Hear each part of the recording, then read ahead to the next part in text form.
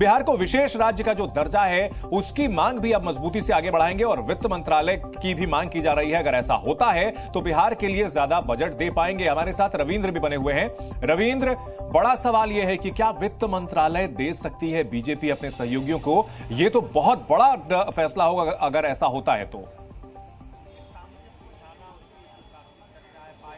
देखिए, जो समीकरण है और जो आंकड़े हैं उसके अनुसार सभी दल, जो बड़े दल हैं, चाहे वो नीतीश कुमार हो या चंद्रबाबू नायडू हो, ये दबाव बनाने की रणनीति तो बना रहे हैं। लेकिन आप ये मान के चलिए कि गृह मंत्रालय और वित्त मंत्रालय, इसके अलावा विदेश मंत्रालय, ये बीजेपी अपने पास रखेगी, इसमें कोई समझौता नहीं होगा।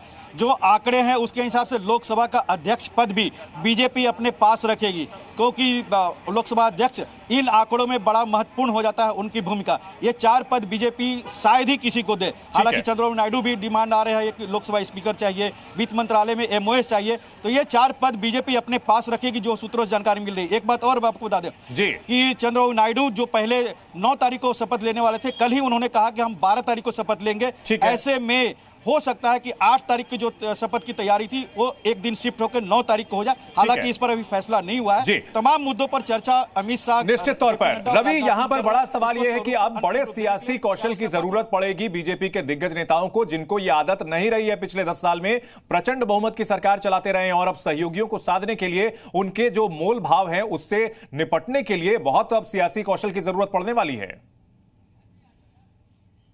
बिल्कुल बिल्कुल सही कहा आपने। देखिए, ये अटल बिहारी वाजपेयी सरकार के दौरान जिन लोगों ने काम किया होगा उनका एक्सपीरियंस काम आएगा, क्योंकि आपको अपने सहयोगियों को साथ कर रखना पड़ेगा। थोड़ी सी भी गड़बड़ी हुई तो यानी मामला, मैसेज गलत जाएगा, सरकार पर खतरा मंडराएगा। तो ऐसी स्थिति के लिए तैयार रहना पड़ेगा।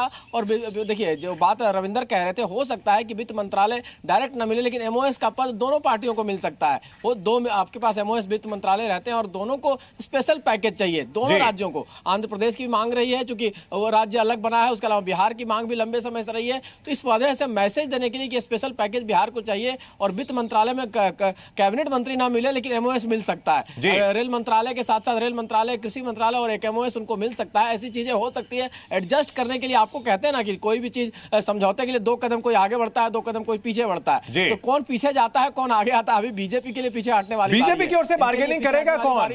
रविंद्र, बीजेपी की ओर से बार्गेनिंग करेगा कौन? क्योंकि गृहमंत्री अमित शाह जो है बहुत सख्त बार्गेनर माने जाते हैं, काफी उनकी कड़क छवि रही है। ऐसे में कोई ऐसा, जैसा कि रवि कह रहे थे कि अटल बिहारी वाजपेयी के स्टाइल का कोई नेता, क्या ऐसे में राजनाथ सिंह और नितिन गडकरी की भूमिका अहम हो जाएगी?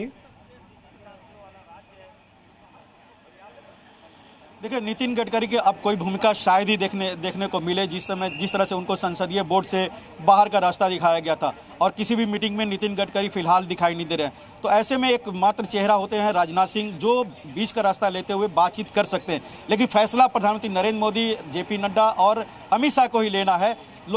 इस ऐसे में अमित शाह, देखिए, निगोशिएटर हार्ड माने जाते हैं, बार्गेनर हार्ड माने जाते हैं, लेकिन आपने देखा कि चाहे बिहार में समझौता करना हो, उन्होंने अपनी भूमिका को पीछे किया और नीतीश कुमार से समझौता हुआ।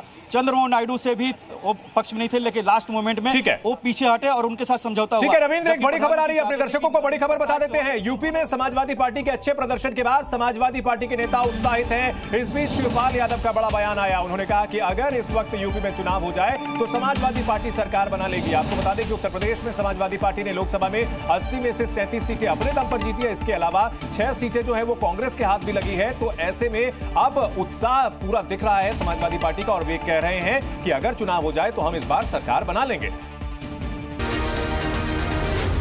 जी न्यूज़।